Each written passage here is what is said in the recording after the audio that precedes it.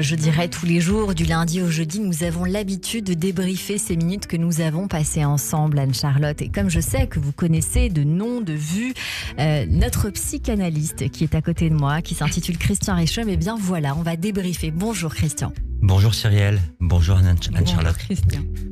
Alors ce midi pour moi c'était poisson parce que je voulais bien préparer l'émission. Bravo. Donc je me sens léger. C'est bien. Et ma chronique va l'être également. Alors il y a cette petite fille qui est née à Neuilly et qui ensuite a été en Provence, dans cette maison, avec maman, dans ce jardin. Et papa aussi au début. Et puis ses chiens, ses chats et cette vie agréable. En fait, cette vie naturelle. Ouais.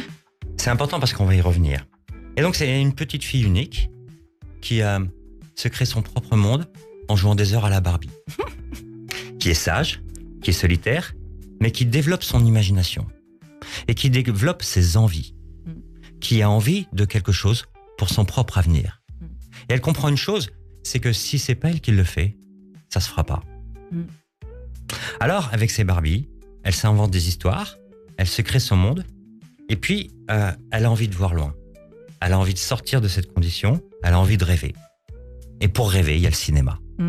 Alors, l'art, le cinéma, les étoiles, c'est exactement le bon chemin. Et elle voit aussi que l'école, c'est pas forcément pas fait pour elle, mais ça l'ennuie. Elle y trouve pas sa place, et puis ça lui donne surtout pas le chemin qu'elle veut avoir. Alors, je vais dire que cette femme, elle est un petit peu ambitieuse. Parce qu'elle fait ce qu'elle veut. Et qu'elle obtient, des fois, ce qu'elle veut ou ce qu'elle croit vouloir pour elle. Ça veut dire qu'elle se donne des opportunités et elle les saisit. Comme vous l'avez fait autour de ce jeune âge. Vous avez saisi des opportunités et ça vous a permis d'avancer. Mais avec cette idée de votre rêve, de ce vœu que vous avez fait pour vous. Et puis, on voit aussi quelqu'un de perfectionniste. Quelqu'un aussi qui est dans le contrôle, qui est dans la maîtrise de soi. En fait, il y avait cette personnalité et ce métier. L'un a nourri l'autre. Parce que quand on devient quelqu'un de public, on est obligé de contrôler son image.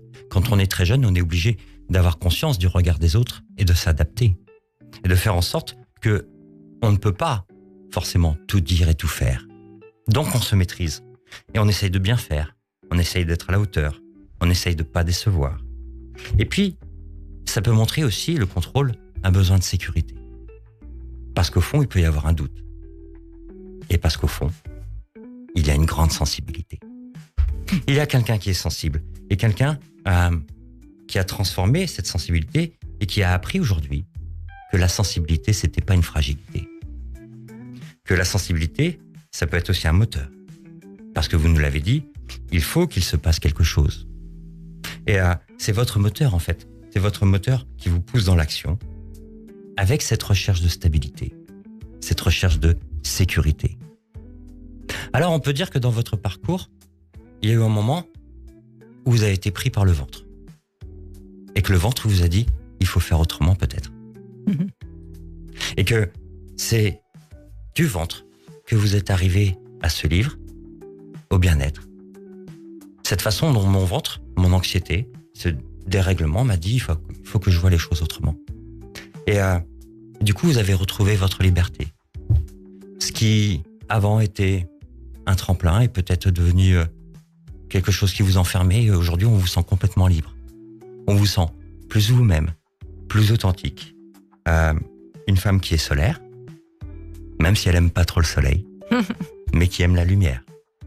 Et on voit que vous êtes aujourd'hui orienté vers quelque chose qui est de retour à ses origines. Ça veut dire la nature. Ça veut dire la maison, la famille, le bien-être, recevoir, partager. Et c'est le sens de la nourriture. Ça veut dire que je me fais du bien à moi, mais vous en faites aussi aux autres, puisque vous nous partagez vos recettes. Alors sur Radio J, on a vu aujourd'hui que vous étiez une femme bienveillante. Et là, petit clin d'œil à votre maman. Une femme qui est discrète, qui est élégante, qui est fidèle à ses valeurs, qui a le goût du concret et le goût du partage. Et une femme maintenant qui respecte son corps, qui respecte ce qu'elle mange, parce qu'elle se respecte elle-même. Alors, on peut dire que derrière la petite fille que vous étiez et la femme star que vous avez été. Aujourd'hui, il y a une femme qui a trouvé son authenticité, qui a trouvé du sens à son histoire, à son expérience, tout en gardant ses rêves de cinéma. Et c'est ce qu'on vous souhaite. Merci beaucoup Christian Rechomme, notre psychanalyste que l'on retrouve tous les lundis et tous les jeudis sur Radio G. À la semaine prochaine Christian.